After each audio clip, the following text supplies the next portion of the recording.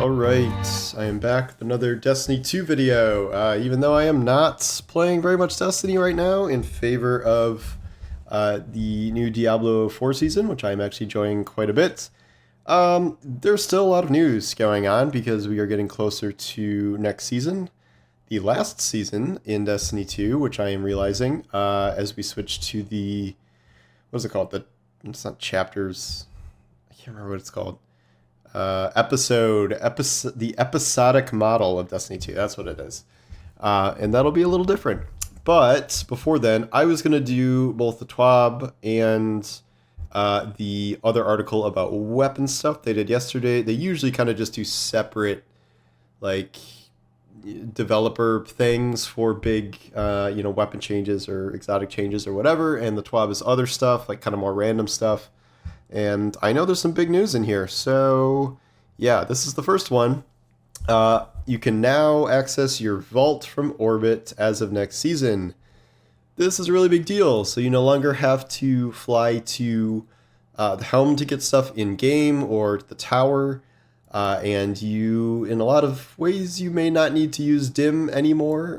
DIM is probably still going to be the most efficient in many circumstances, but I would be surprised if more than, I don't even know, 10% of the general Destiny community use DIM, because you have to keep in mind just how casual people are in this game. And a lot of people just don't know about DIM or how to use it, so don't overestimate how many people do that. So this is a significant change. No doubt this is a lot harder than it sounds. Destiny's already done some pretty cool things that other games don't let you do, like access your character and stuff from the menus, or not menus, like from the loading screens, like when you're loading into areas. That's not something a lot of games do. So I'm sure this is pretty technically difficult, or they would have done this sooner. They are also exploring additional areas to give more freedom to access the vault in-game for future releases. Don't know what that means necessarily, but I guess it could be not just orbit, but if you're like in an actual destination or something, you can still access your vault. Okay, Ghost mod changes. Talking a lot about economy changes over the past several months. More tweaks are on the way. We want to have a quick chat about Ghost mods and where they're at. Got our economy team here to offer some insight into even more changes ahead for Ghost mods. Did not see Ghost mods coming. But okay, so essentially what they're doing is they're really reducing a lot of Ghost mod costs, because previously you could really just use 2 for the most part, 2 or 3. Now it seems like they're going to let you use a lot more than that, probably 4, probably the full range. So you don't have to give up your high XP mod in order to do everything else. You might find yourself with a Ghost mod in every slot. Yeah, most of these being 2 and some being 1. Very much see that. Remember, you have 10 slots, so you could easily have all 4 mods, it seems, like pretty much with most of these. Granted, these aren't all the mods you can get on Ghost, but the armor mods are all going down. Core Harvest, Prism Harvest, Combo Detector for all the chests you want to farm. So yeah, all right, that's a good change. I mean, I don't know if we necessarily, like, everyone was clamoring for that, but that was a good change for sure. Rahool. Rahool is changing prices to Glimmer, and he is changing purchases per week. That is probably the most significant change, because now you can get 3 Ascendant Alloy a week for 10 Prisms and 10,000 Glimmer. That is not bad. That is not bad at all. I really do like that change. I thought eventually they were going to just combine Shards and Alloy. They are not doing that yet, but this is a great change. That is enough to get more than 2 enhanced perks on a single weapon per week. And yeah, certainly a good change. Keep spending your legendary shards before they all get deleted. I think I missed last week, but I've been logging in at least to spend this on Ascendant Alloy when I can. Buying enhancement prisms at 400 per thing, so it's like 1,200 for 3 advancement prisms, is like the worst use of money ever. But since it's all being deleted, I don't know, whatever. Project security, cheating is bad. Okay. Destiny in-language Twitter accounts. Would they please verify Destiny 2 team somehow? Like, I get Twitter sucks now and whatever, but the Destiny 2 team Twitter account needs some sort of check mark, even if it's the crappy one. Festival of the Lost Submissions, Spider-Man. Yeah, that's pretty good. It's okay. Large blueberry person, that's pretty good. The Hive hangout picture, that's good. Rolk, I've seen a lot of good Rolk costumes. Oh, it's Garrus. Okay, gotcha. Beloved of Liana. That's funny. Yeah, that's good. The Garrus is good. It's not even using a mask or anything. That's very good. We've seen this before, haven't we? I feel like we have. Victory. That's good. Tanix. Yeah, these are all pretty good. That's fun. Whoa. Jeez. Nice. Very cool. Oh, I get it. They're from like different places. And here's just casual shacks hanging out. Is that a ghost? I think. I don't know what else that is. Very good. Very good. I should do this for Eevee. Eris Morn. This is like the official, like what they do for the Halloween costumes, where they like just make them out of things. That's actually very good. More Rolk. All right. Not bad. What is this? Oh, art stuff. That's very cool. Also cool. Stance. Okay, so that's the TWAB. Good stuff in there. But the big thing was the weapon tuning preview. I wrote this up earlier, mostly just focused on the actual what is happening. The fun little tease here is that they're going to introduce a future auto rifle that does not use primary ammo. Guessing it is not heavy ammo, because that is just a machine gun. So a special ammo auto rifle, which is interesting, joining our special ammo hand cannons. And are there any other special ammo primaries? I can't think of any off the top of my head. Sidearms? Yeah, the Master Chief sidearm. There's probably more I'm forgetting. Okay, auto rifles are getting a 10% damage increase against miners. This is so they can better compete with SMGs that are still really good at that.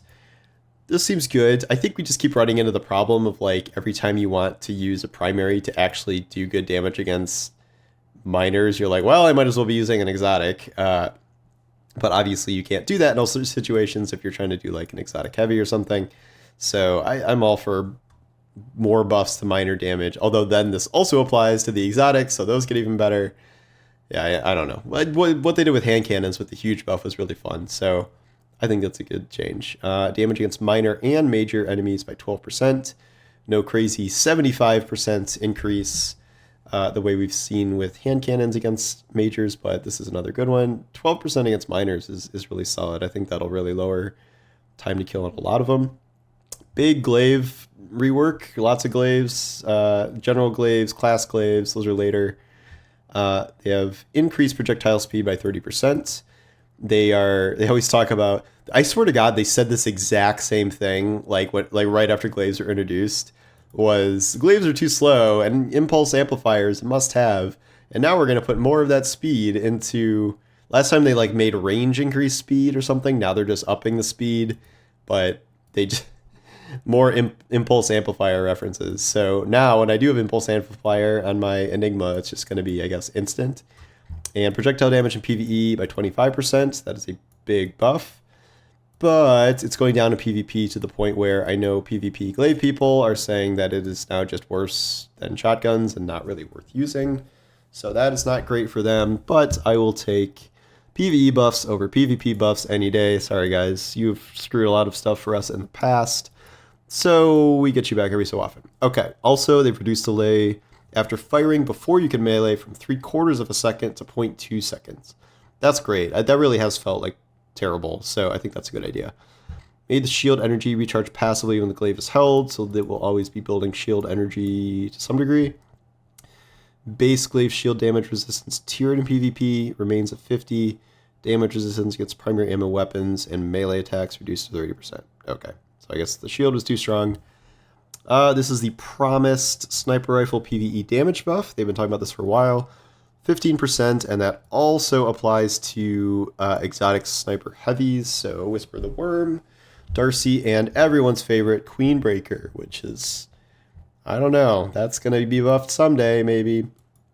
All right, now we got some exotic changes. Vex Mythoclast getting a lot of buffs. They're trying to do things with champions with these two here. So it's got a minor buff by 10%.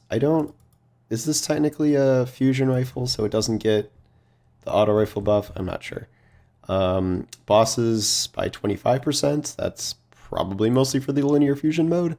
But it's getting a 200% damage increase when in linear fusion mode against champions. So that is pretty good. And considering how often we have, well, do the auto rifles or the fusion rifles modifiers count? I don't use it enough to know that. So anyway, anything that's a 200% bonus against champions is good in linear fusion mode. That is going to be big damage on those guys. It does not cost heavy ammo. Very good. Risen Zero, second part of our anti-champion experiment. They are just straight up buffing its damage against champions by 100%, and of course it is anti-barrier to start with, so that's good. I really love this weapon. I think it's great. I know it's not really like in the conversation a lot these days, but I still really enjoy it. Thorn, the insane Thorn Catalyst is on the way. You can overflow the magazine to up to 40 rounds now because of the Catalyst. The Catalyst also gives it 20 range, 10 stability, or wait, is this separate? No. Yeah, okay, this is just a normal buff, so you can overflow it to 40 now, and then the Catalyst gives 20 range, 10 stability, and then getting kills grants additional range, handling, and mobility into the in addition to the damage buff it already gets. That's insane. That's going to be especially nuts in PvP. I am curious how it will work in PvE now with both the recent hand cannon buffs and how just good this will make it feel with the Catalyst. I don't know if it'll unseat Sunshot or Malfeasance or any of those, but I'm curious. Okay, class Glaives. You now get 1 ammo when you activate the perks, so you won't have to reload if it's empty. Yes, that is a good idea. No longer passively drain shield energy when you special reload to activate the perk. It was doing that? That's stupid. I never use these, so I don't know anything about how these work. No longer deactivated by reloading or stowing the weapon. Also good. Edge of Intent. I read this section and I crafted an Edge of Intent because I never crafted one after Witch Queen because I got through 2 of them and I'm like, these are terrible. I'm sure the Warlock one is going to be terrible, which it kind of was, especially at launch. So I never crafted it because it didn't seem worth the Ascendant Alloy. Now I did. This sounds like it'll be fun. So change the effect of healing turret projectiles to cure and restoration, so that will synergize with solar things. Increase AoE radius to 8 meters. Magazine size from 4 to 5. So that seems like it'll be pretty good. Edge of Action, you now get bonus reload, handling, and more damage in addition to an overshield going through the bubble. Bubble now has less health because you'll be using it more and it's better stuff. Edge of Concurrence, Lightning Seeker now jolts on impact, some more arc synergy. Reduce the direct hit lightning damage, direct hit damage of Lightning Seeker to count for free ammo. Okay, so that's not like the biggest of changes, but. And Osteo is finally getting hit with a nerf. They said that there is a damage scaler on SMGs that is also applying to the poison, which makes it even more insane than it's supposed to be. The scaler is one of the highest scalers of any weapon type in the game, pushing poison damage to an extreme level. It's been difficult for any other weapon to clear to the ad clear route. It is likely this change will not move the needle on Osteo by a substantial amount. It will be slightly less of an outlier compared to other ad clear weapons. Is ad clear? I always thought ad was just AD. Have I been doing that wrong this entire time? I guess it is. And preempt an argument. Buffing other weapons to the same level would be power creep to an extreme degree and very unhealthy for the game. Yeah, you cannot buff every exotic primary to be as good as Osteo. Like, come on. Okay, still gets its buff against minors. The poison will not be quite as nuts because of the scaler. I don't know. I think that's probably fair at this point. Salvation Script, I guess something was going on where if you blew up too many stasis crystals, it would actually break the game. Winter Bite is a glaive that is also getting a nerf. Sorry, buff. It's getting a buff. Increase the detonation damage of a large projectile by 25%, and the self-damage blast radius is halved, and the self-damage has been reduced, so you won't kill yourself like I always do with that. Perks. Yeah, here's one of the most fun things. Danger Zone. We made a small change to how Danger Zone works on rocket launchers. You can figure it out for yourself when Season 23 drops. Okay, so a couple theories here, some of which are related. The idea is that this will have something to do with survivability. Either you don't take self-damage at all, or you take self-damage but it's not able to kill you, or you combine those two with Bungie bringing back the Halo rocket jump for a bonus effect there. That would be awesome. I don't know if they're going to go that far, but I feel like it's got to be one of those. And they said this is only for rocket launchers, and as we know, Danger Zone can also be on grenade launchers. So I don't know. If it was just the self-damage thing, I feel like it wouldn't be applying to just rocket launchers. I feel like this could be a rocket jump, but we'll see. Heavy grip is increasing incoming flinch, so they're fixing that. Kinetic tremors make activation requirements consistent, so we change the number of hits to trigger it on some weapons. So common goes down, enhanced goes up, sidearms down, enhanced also down. Okay. In the future, they are going to tune bows in PvP, which everyone is happy about. Additional weapon tuning for checkmate specifically. Everybody loves checkmates, so they are going to keep working on that a lot. Necrochasm getting a buff to extend the duration of damage over time effects from Cursed Thrall. We'll have a new catalyst called One for Thrall, which grants a moderate period of increased damage, range, aim assist after you damage 3 enemies in quick succession. Damaging 3 more enemies while the perk is active refreshes the timer. Buffs to Truth, Colony, and Dead Man's Tale, as well as other exotic weapons. Interesting. I wonder if that's just PvE, but maybe they could do one of their 200% damage against champions upgrades there. Truth and Colony, well, those are names I haven't heard in some time. Yeah, curious how that's going to go. My guess is some sort of 3.0 synergies. That's usually what they are. Heavy grenade launchers will get a substantial inventory buff. I have been saying this for so freaking long. The main problem with heavy grenade launchers is that you like shoot off 2 quick rounds of ammo and like they're done. That's it. Absolutely need like a 100% inventory buff. So I'm glad they're actually doing that. Why does this need to be in the far future? No one knows, but that's the way it is. Okay, so I like a lot of these changes. I think they're going to be fun to play with. Thorn seems like it's going to be nuts. I like my boy Revision Zero getting some buffs. The Glaive changes sound really interesting. I already really like Glaives a lot, so anything to make Glaives better in PvE, I am all for. I will try the class Glaives now to see if they don't suck anymore, but I am fundamentally kind of curious as to how that's going to go. And RIP Osteo, no, just it's probably not going to be killed at all, so we'll see. And then all the TWAB stuff about Rahool things and ghost mods and vaults, good things. So all good changes here.